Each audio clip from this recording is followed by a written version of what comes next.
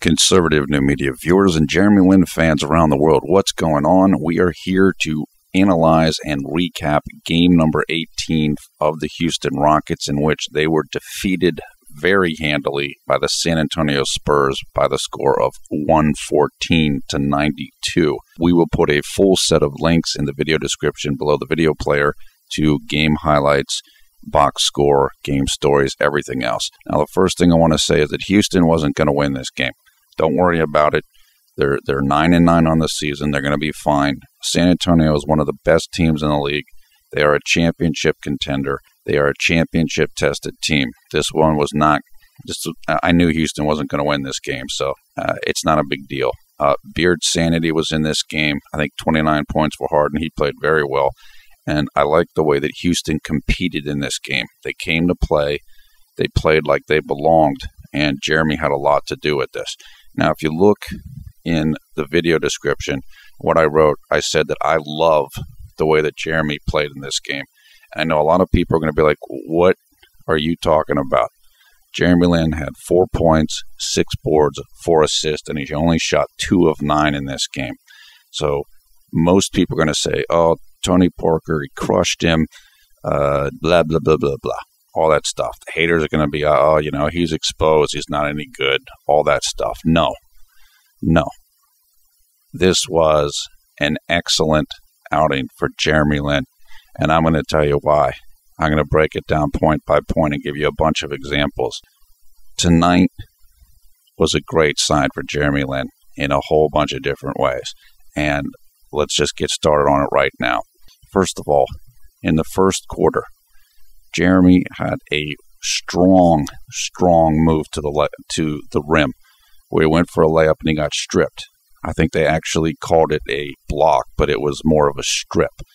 But I'm telling you, that move was quick, was fast, and it had a lot of explosiveness in that move. That's a move that he couldn't have made that move 2 weeks ago. And that means the knee is starting to come back. Now, in the second quarter, he had another move like that. He drove the baseline, and he went for a reverse layup. He missed the layup. Or actually, he might have started not on the baseline, but just kind of like almost at a V to the basket. I can't remember right now. But that was another explosive move. That was the type of move and the type of explosiveness, the speed and the quickness and the reactions that you saw during Linsanity 1.0. He didn't have that a week ago. He didn't have that. And it's starting to come back. And again, that was the second time already in this game that you saw that. He missed a shot, but that doesn't matter. It doesn't matter. Just like I told you guys before, it's not everything is not about what's going in, what's not going in, and what's the score and how many points. You have to look within the game and see what guys are doing. Are they improving? Are they not improving? Are they taking good shots? Are they making good moves? Are they making good decisions? Jeremy's numbers look bad tonight, but he played great because he did the right things, and he did them well. He did them in a way that his body couldn't do very recently. So it's good. Now, he is not all the way back now. He's not. And we've talked about this before. I said at the start of the season, it would take 6 weeks to 3 months. Right now, we're 5 weeks into the season. So even in the best case scenario, he's still not back. But you're starting to see flashes of it now. You're starting to see flashes. Now, I told you guys at the beginning of the season, look, he's driving in the lane. He's missing shots. He's doing that little move where he stops and then like reverse pivots and, he'll stop and the defender keeps going. Then he comes back and, hit a little shot. And I said, look, in a little while, he's going to be shooting layups and he's going to be making layups. And then it's going to get better. He's going to get explosiveness. And we're getting there. We're getting there. In a couple weeks, you're going to see even more explosiveness. And he'll make the layups that he missed. He'll make that righty layup. He'll make that reverse layup. It's coming. And again, haters, and not even just haters, people that don't understand the game, they don't see that. They don't understand that. And that's the reason why it's important to listen to people like myself, people that really understand the game and then can see these things. And, I mean, you guys know, I've been covering Jeremy since last year. I've watched pretty much everything he's done in every game he's played since last year, when Linsanity began, or soon thereafter. I know what he can do. I know what he can't do. I know what his baseline speed, quickness, and etc. is. And he hasn't been there this entire season. That's one of the things that's so silly with people, with the haters. You're taking a post-surgery version of Lin, who's not recovered, who's in a new system, who is with new coaches and stuff, and you're trying to compare him to Linsanity, and then you're saying he's a fluke and he's a fraud. Wrong. He's not the same guy because his body's not right yet, and he's not comfortable with his teammates, and he's not comfortable with the system. Tonight was the first sustained moment that I saw the same Jeremy Lin, or a similar Jeremy Lin, to the Linsanity Jeremy Lin. A guy that was attacking, a guy that was confident, and a guy that was like, you know what? I'm the guy. I'm here to take shots, and I'm here to get to the rim. And that's great, man, because that's what it's all about. Because pretty soon the shots are going to fall and the layups are going to go in. But you can't get to that point unless you get to the mental position where you're ready to do that, where you're ready to take the shots, even if you miss them, where you're ready to go to the rim and you know you can do it, and you know your body is ready to do it. One of the things that was great about tonight, and this was in the second quarter, was that there was a time where, and we've seen this before, where the team was kind of like leaving him out of the offense. He's sitting there with his hands up and they're not passing him the ball. And he got mad about it tonight. He got mad in the second quarter. I can't remember exactly when it was, but I could see he was frustrated, and that's a good sign. That's a good sign. He wouldn't have done that before. And what that says to me is he's confident in his role on the team, where he knows he can do that in terms of how everybody relates to one another. He's not afraid of stepping on people's toes, is the expression that we'll say in English. And he's confident in his body. He knows he can do stuff now. And he doesn't want to be treated like the little kid that, can't keep up with the big brothers. He's ready to start doing more stuff. And, okay, he missed shots, but he's ready to start doing more things. And that's good. That's good. It's only a matter of time before, you're going to see a lot more of the ball in his hands and a lot less in Beard's hands. Now, look, Beard deserves the ball. James Harden, great player, and he's an excellent playmaker. I don't think he's as good at running the team as Lin is, but he deserves the ball. He's a proven commodity. He's the most proven player on the team. This is a guy that was in the finals, and he's the most established person on the team. So, not a big deal. Believe me, as I've said before, James Harden is not a selfish player. When he sees and he knows and he's confident with Lin, he'll let Lin have the ball. Trust me, that won't be a problem. That won't be a problem. Now, you saw in this game, most of the shots that Jeremy missed were wide open shots. But that's okay, because he took the shots. He took the shots, and that's the key. The expression is, you miss every shot you don't take. You've got to take shots. You've got to take shots, and he took the shots like, I'm the guy. I should be taking these shots. Now, a lot of people that watch our videos, a lot of people that are Jeremy Lin fans are like, look, man, this is Linsanity. He needs to be taking 15, 20 shots a game. Well, that's what you saw tonight. He took shots. Even though he missed them, he kept taking them. That's the mentality of a champion. Not a guy that's nervous, that he doesn't deserve to take shots, or he's not a good shooter. That's the mentality of a winner. Like, I'm going to keep shooting. It's like Harden last game against the Lakers. Harden was 3 of 19. Did he stop shooting? Nope. That's how you become a winner, and that's how winners think. That's how they operate. And I have something else to say about that of the Laker game in just a second. He had rhythm in this game. You hear about people saying, I got to find my rhythm. I got to play in rhythm. Jeremy had rhythm in this game. In the second quarter, he had a flow. It's hard to explain, but you know it when you see it. If you're used to watching basketball, or if you see somebody that's playing tennis, or if you see somebody that's playing soccer, you can tell when somebody is on a roll. and just kind of flowing. And he had that tonight. He's had bursts of that in this year, but tonight was the most sustained period I've seen of him having that. And that is a tremendous sign. I'm not going to sit here and tell you that we're 2 weeks away from Linsanity 2.0. That's probably not true, but it's coming. It's coming. And tonight was a big step to that.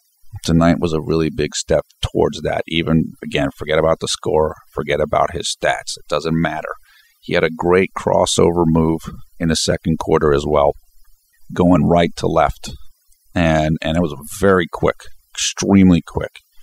He was on the right side of the floor, dribbled right, fake back left, and totally dusted the defender. I don't remember who it was. Might have been Tony Parker. Just left him in the dust. And I think he passed it. He didn't take the shot, but it was a very explosive move. His ball handling is improving, and that was a good sign of it.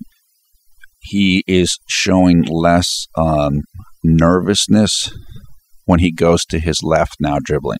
Now, again, these are not things that are going to happen in 6 weeks. They're not. But he's still improving. I mean, for him to become the level of ball handler he wants to be, that's going to take a period of years. Same with the shooting. It's going to take time. But you're seeing true progress now. Real progress. I saw some really, really good things in this game. And in the second quarter as well, he had a sequence, a really tremendous sequence. There was about 3 minutes left in the quarter. He got a rebound and went coast to coast for a layup. And then Tony Parker got into the lane. Jeremy was on him, and basically Jeremy forced a turnover. So that was a very nice sequence there. Going into the third quarter, again, took an open shot, took an open three. He missed it, but he took it. And it's like I said, he's getting more into a kind of dominant personality. Not the little nice guy that's going to stand in the corner while the Rockets play 4-on-5. And, he's like, no, I'm shooting. I'm in this offense. Give me the ball. I don't care if I miss. That's it. You have to be able to do that. You have to be able to do it. This guy's a starter. He's a player, and he needs to do it. What I think happened to him in the Laker game, and this is a good thing, the same way that the New York Knicks game, once that was over, it's like, okay, I can move on now.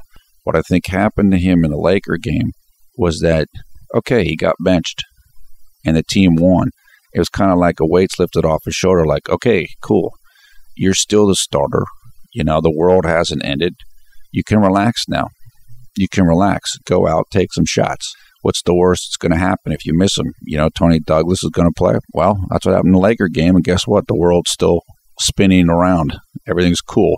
So I think that kind of like let him just chill out a little bit. I think that's what you saw tonight. It's like, so what? I'm still the starter. I'm going to have some bad outings and some tough times, but, who cares? I'm just going to keep playing. And he did that. And one of the things I really give credit to Kelvin Sampson is that he kept playing Jeremy tonight. He didn't pull him out whenever he missed shots. And that's what Jeremy needs. He needs more confidence in him from the coaches and from the teammates. And that's what he got tonight from Kelvin Sampson.